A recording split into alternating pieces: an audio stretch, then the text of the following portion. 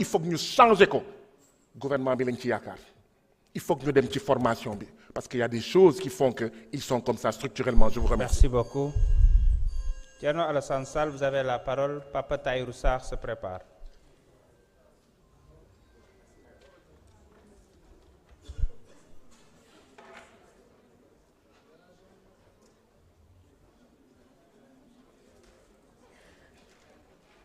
Monsieur le Président de l'Assemblée nationale, chers collègues, Monsieur le Ministre, tey dinañ dégg bu baax procès wu police ak ñeneen waaye jàpp naa ni responsabilité première bi gouvernement bi la Premier ministre yow mi ministre de l'Intérieur ministre de l'Enseignement supérieur ñoom ñooy responsable lu fi am et c'est bien bon de venir ici clamer faire le procès de la police wax ne étudiant Abdoulaye Ba war woon ñàkk bakkanam bañ fi taxawee ñun décembre le 10 décembre ministre de l'Intérieur ñëw fii ñu wax ko boobu fan la député yi ne woon fan la ministre bi ne woon fan la ñeneen ñi ne woon le 10 décembre c'était après ces images atroces de l'Obs le 5 décembre c'était après le jeudi 4 décembre c'est la même chose les mêmes redditions la même situation qui a prévalu le 9 février dara changé wu ci diggante gi premier ministre dem na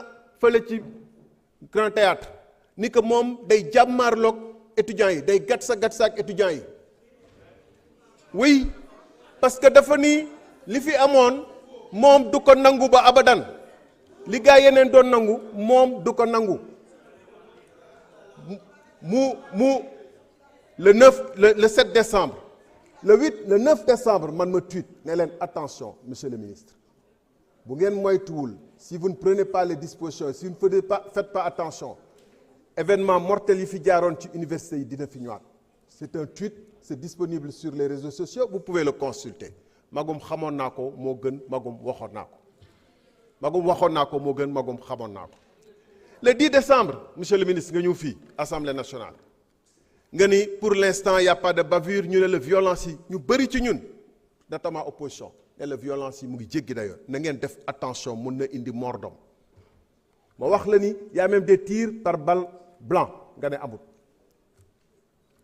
fan lañu mujj y a un étudiant Cheikh Ndoye qui aurait été éborgné soit par lacrymogène soit par une balle à blanc l'étudiant Abdoulaye Ba est décédé dit-on après une chute j'ai écouté hier le procureur déglu naa procureur j'ai eu honte pour lui c'est bien de ko tagg fii tey le procureur dit que les issues de secours étaient verrouillées mais pourquoi n'a-t-il pas parlé des escaliers wala pavillon F amul escalier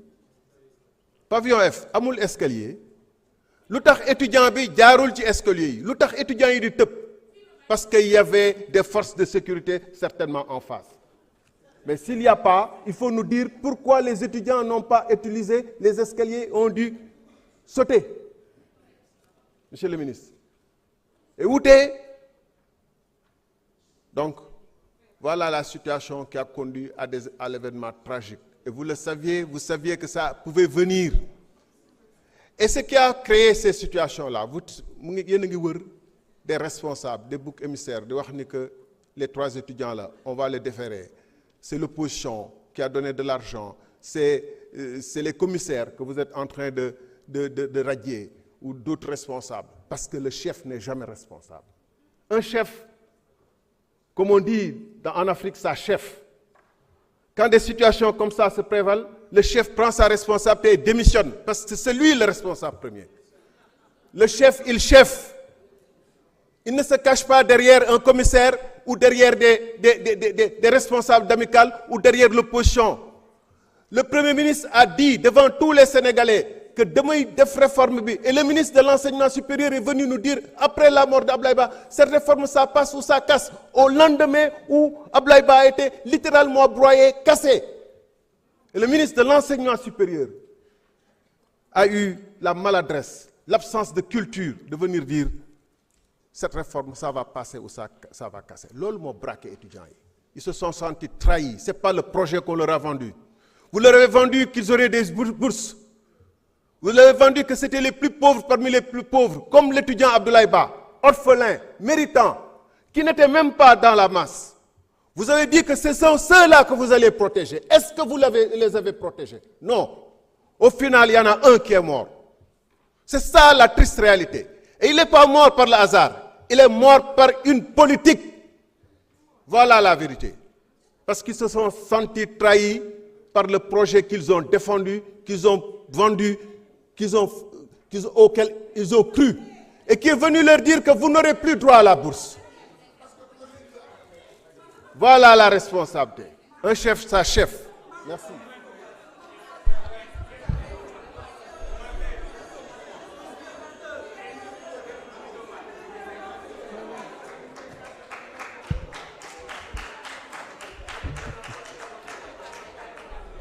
S'il vous plaît. S'il vous plaît. S'il vous plaît, chers collègues, je vous invite à lire l'article 64 du règlement intérieur.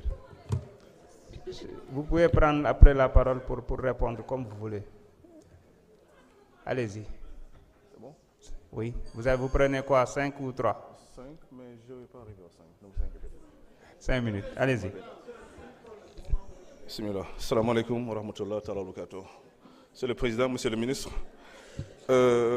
Monsieur le ministre, je me interpellé en fait sur la nécessité d'avoir un fichier national des étrangers au Sénégal. Merci beaucoup. Parce que aussi, je me demande, comment vous gérer la sécurité publique sans avoir de données sur les étrangers? Actuellement, au Sénégal, les médias sont les étrangers. Mais vous voulez carrément gérer la sécurité publique sans avoir de données sur ces étrangers-là. Sans que mes collègues il y a des enfants qui sont disparus depuis longtemps. Maintenant, amener des étrangers au Sénégal par voie terrestre. C'est possible. Amna fi te bari na fi. Légui ma bëggoon xam étrangers yi dugg Sénégal lan motax mënuñu créer un fichier national des étrangers ñu inscrire ci étrangers yi de sorte que état civil bi kenn dootu ko jaay parce que état civil ñu ngi koy jaay tant que étrangers yi amuñu carte de séjour. État civil ñu ngi koy jaay tant que étrangers yi amuñu fuñu bindo ba ñu xam ne ñoom seen ñëw ci Sénégal état Sénégal reconnaître nako nangu nako. Lolu moy waral que importance su fichier national des étrangers am solo. Benen bi dina téré non seulement ñu jaay état civil bi mais en même temps aussi dina téré xalé yi nga xamné ñom ñoy jang ci école bi ñu mëna avancer ci école ba nga xam duñu am risque suba ñu perdre sen diplôme parce que dañu jël état civil. Dina tax aussi guddi gi suñu mëne def au moins ay rafle ñu xam manam ñan lañuy rafler heure bi ni suma leen laajoon instant bi lan moy ratio wu étrangers yi ci criminalité Sénégal man je sais que doon me répondre parce que c'est normal parce que fichier bi amu leen ko. C'est-à-dire qu'il y a des étrangers qui sont au Sénégal, des filles aïdjeux, des filles qui sont mais qui ne peuvent pas pistonner, qui ne peuvent pas carrément filer, les diapé. Maintenant, ils sont par surprise. Madame, ils savent qu'il y a un problème. Ah, tiens, il y a des étrangers. Même s'il y a des Sénégalais, c'est normal parce qu'on est Sénégal. Mais je veux dire que quand il y a un fichier national des étrangers au Sénégal, benen bi nécessité ou carte de séjour, mon tam di wax, dama koy waxat. Sénégal tant que amuñu carte de séjour, jaay état civil du fi jóge Sénégal tant que amuñu carte de séjour emploi bi lenn kese la naram Sénégal dañuy embaucher sénégalais mu dem ba ci biir salaire am wàññeeku nag étranger mooy ñëw jël loolu. Léegi nag man dama bëggoon carrément comme ce ministère le concerné su ma juumul mooy fichier national des étrangers bi ak carte de séjour bi pourquoi mënuñu gëmm def ko su ma sañoon ci nguuru Bassirou Diomaye Faye bi lay amee. su ma sañoon ci primature Ousmane Sonko lay amee parce que dama xam ne nécessité la ci sénégalais yi nécessité la ci jeunesse sénégalaise loolu mënoon sama participation ma leen di jaale Abdoulaye Ba bi nga xam ne moom moo gaañu ci émeute yi di ñaan yàlla bu mu amati di ko jaale aussi toute l'université et tous les étudiants du Sénégal di ñaan yàlla tamit ngeen mën a dialoguer ak étudiants yi parce que aussi jàpp président amical yi day rompre le dialogue il faut se dire la vérité étudiants yi ils sont organisés en amical soo jàppee seen chef yi da ngeen rompre le dialogue. Il faut savoir d'histoire que les étudiants n'ont jamais perdu de combat. État moy dem ba fin bi reculer mais étudiants yi musuñu perdre de combat. Nekuma nak manam di booster xex bi mais je veux juste vous dire que il faut carrément qu'il y ait un dialogue. Merci beaucoup.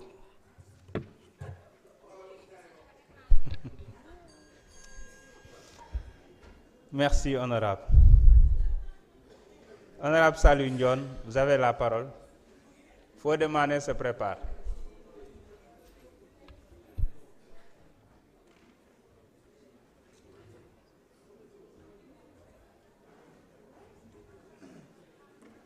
donnez-moi 5 minutes. 5 minutes. Salaamaaleykum wa rahmatullah. Monsieur le ministre maa ngi lay nuyu di nuyu Sénégalais yi ñuy seetaan yépp. Tout d'abord da ngeen may ma ñaanal suñu mbokk Sénégalais yi xam te ñoom lañ jàpp Maroc te suba ñu war leen àtte suba le 19 incha allahu rabbi ñu am ci ay mbokk yoo xamante ne ñoo bokk dëkk Tëngéej ñu leen di fàttaliku bu baax muy mbokk waa ASC Lebougui yi ñu fa jàpp di la ñaanal suñu borom def ñu bàyyiwaat leen ba ñibbisi waat seen ak njaboot.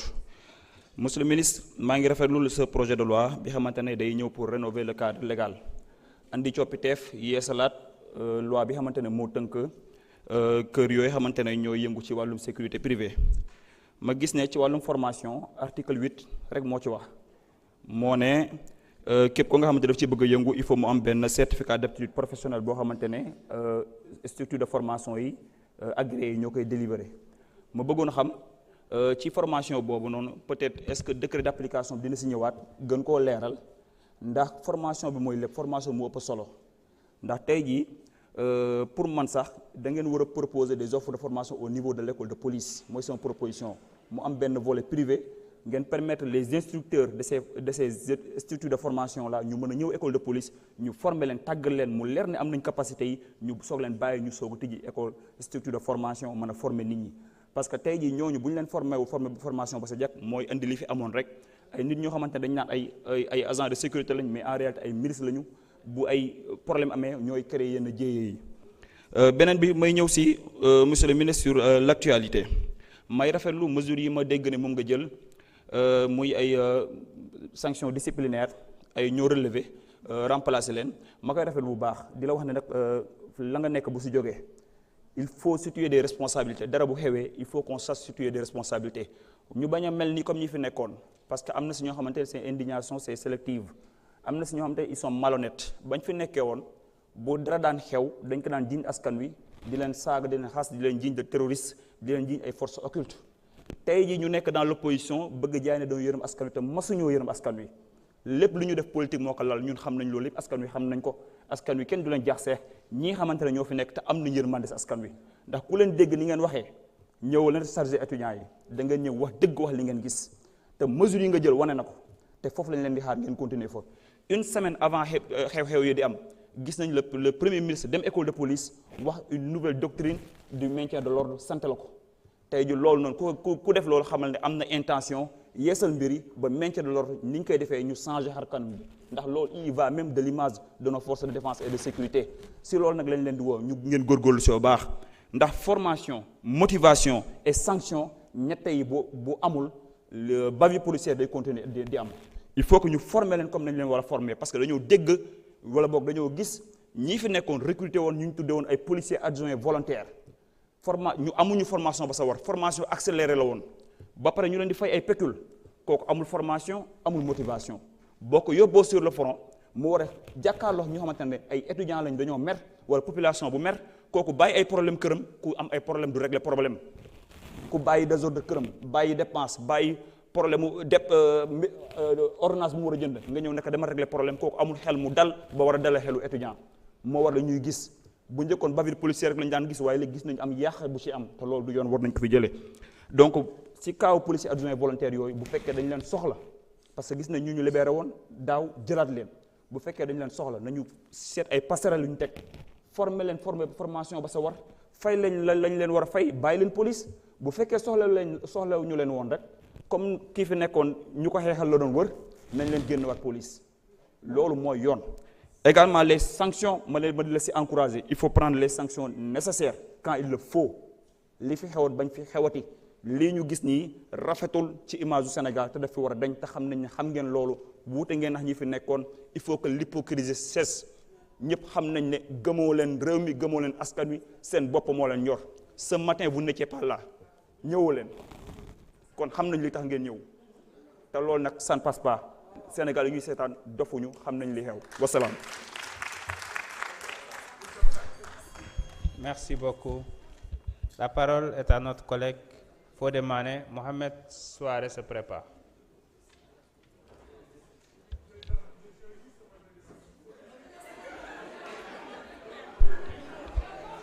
Vous. ah